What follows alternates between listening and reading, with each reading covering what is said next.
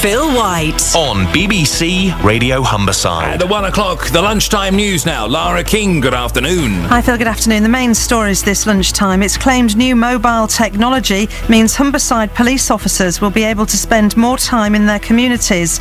2 men are jailed for their part in an armed robbery at a jeweller's in Beverley. And it was a big weekend for Grimsby's trio of Strictly Come Dancing stars. BBC Radio Humberside. News at 1. Humberside's Police and Crime Commissioner says new mobile technology means officers will be able to spend more time in their communities. Matthew Grove hopes the tablet devices being given out later will allow them to complete paperwork without returning to police stations. Trials showed 2 hours per week could be saved. In this day and age, information is quite simply power, and to have police officers equipped with the right information out in the field on patrol gives them that extra edge to guard us all against the criminals that are out there. And there'll be more on that with Andy Comfort after 5 this afternoon. 2 men have been jailed for their part in an armed robbery at a jeweller's in Beverley in August 2013. Kevin Smith got 12 years and Jack O'Neill 9 years. They pleaded guilty to conspiracy to commit robbery after police said the pair had been watching the Guest and Phillips shop before the raid. High-value watches were taken in the robbery. A man who killed 5 people 36 years ago but was later released from a secure mental hospital is admitting possessing guns and making a bomb. Both cases involved disputes with his neighbours. Phil Mackey reports from Birmingham Crown Court. After a long-running row about noise, in October 1978, Barry Williams shot and killed his neighbours George and Iris Burkett, as well as their son Philip, then shot and killed Mikel and Lisa de Maria at their petrol station near Nuneaton. After pleading guilty to manslaughter on the grounds of diminished responsibility, he was sent to Broadmoor indefinitely. Despite complaints to the Home Secretary, he was released in 1994. He changed his name to Harry Street and became involved in a series of disputes with his new neighbours in Hall Green in Birmingham. Detectives discovered the weapons and the homemade bomb last October. He'll be sentenced later. Northumbria police are reinvestigating 54 complaints of rape about which detectives had concluded there was no evidence of a crime. 48 officers have been moved to other duties. The cases date back over the last 3 years. There needs to be a radical change of attitude if we're to tackle the problem of modern slavery. That's according to a leading academic in the study of forced labour in Hull. Dr Mick Wilkinson says more cases are appearing in our area and there aren't enough resources to currently combat the issue properly. The Gang Masters Licensing Authority, I believe that should be expanded into all areas of temporary labour, and its resources should be increased exponentially. You also need forced labour to become a policing priority in every force in the country, and sadly it's not. And thirdly, and I think this is crucial, we do need a one-off amnesty for these up to 800,000 undocumented migrants. Funding has been secured by the University of Hull to set up a research centre aimed at finding effective ways of tackling forced labour.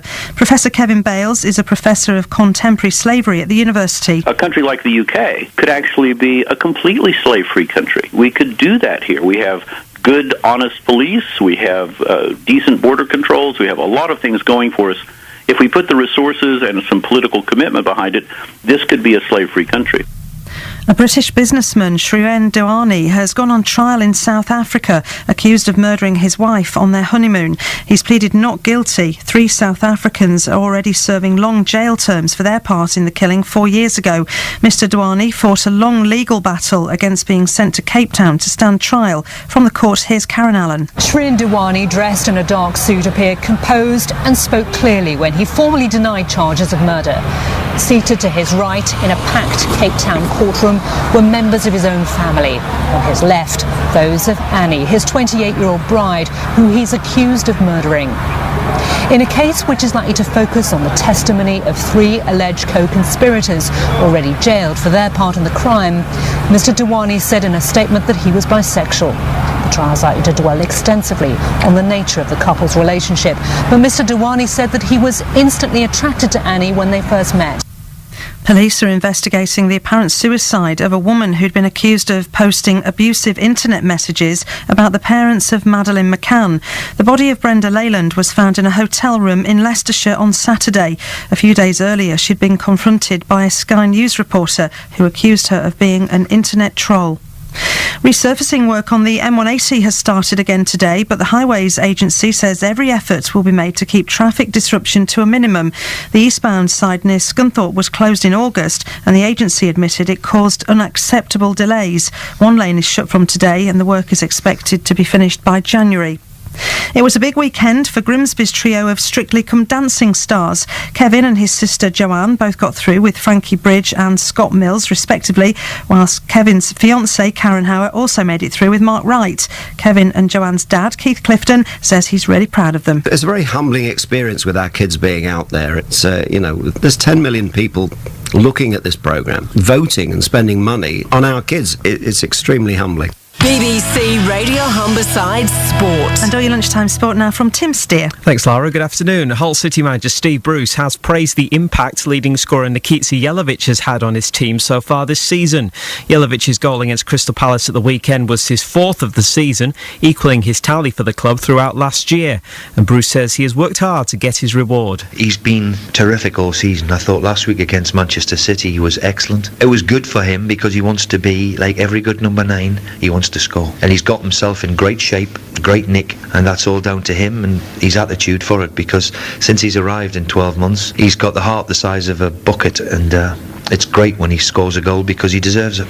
Scunthorpe United manager Russ Wilcox says cutting out individual mistakes is the key to improving their form. Saturday's loss to Doncaster was the Irons' third defeat in a row, and pressure is mounting on Wilcox from some sections of the support. And he says the errors are hampering good performances. We've got to cut out these mistakes. It's happening week in, week out. It's hard to put your finger on how to address that because it's different personnel each week. It's different reasons. It's not just the same individual or down to shape or tactics or anything else. It's just down to individuals making wrong choices. Grimsby town boss Paul Hurst says his side are targeting victory against Altrincham tomorrow in order to repay the fans. Saturday's draw at Dartford came after a loss in their last home game to Southport. But Hurst admits it won't be easy after Altrincham defeated second place Halifax at the weekend. Great result for them. I think yet again there's been some different results in the league, and it's proving to be highly competitive from the bottom to the top. But we're at home. We know we want to put back right from Tuesday at home in front of his own fans. Cardiff City are set to announce the former Grimsby town boss Russell Slade as their new manager today. Slade had been working for the Bluebirds on a consultancy basis. On to cricket, and wicketkeeper Matt Pryor says he will have his right of reply to Kevin Peterson after his former England colleague criticised him today in a national newspaper. Peterson described him as being a disruptive influence in the England dressing room, and Pryor insists he's sad to hear the accusations, but he won't be responding to them today. The Marussia Formula One team have asked for patience and understanding with regard to further medical updates on Jules Bianchi. The French driver suffered a severe head injury at yesterday's Japanese Grand Prix and has undergone surgery. Hull Stingrays coach Omar Pasha says they need to be more ruthless in front of goal. The Rays had 48 shots against the Dundee Stars at the weekend, but lost 5-2 in front of their home fans. We got to get dirtier. And to be honest, I thought we missed the net at least 15 times too. So no, there has to be traffic in front now. Don't get too pretty now. Just drive the net, and good things will happen. And you shoot 48 times, you expect more than 2 goals. That's for sure. And in Rugby League, Sam Burgess will have surgery on his fractured cheekbone tomorrow and faces around 6 to 8 weeks out of action. Burgess was injured in the early stages of the NRL Grand Final, his last game in Rugby League before he switches codes to join Bath. But he stayed on for the whole 80 minutes, won the Man of the Match award as well, as South Sydney claimed the title. And that's all your sport for now.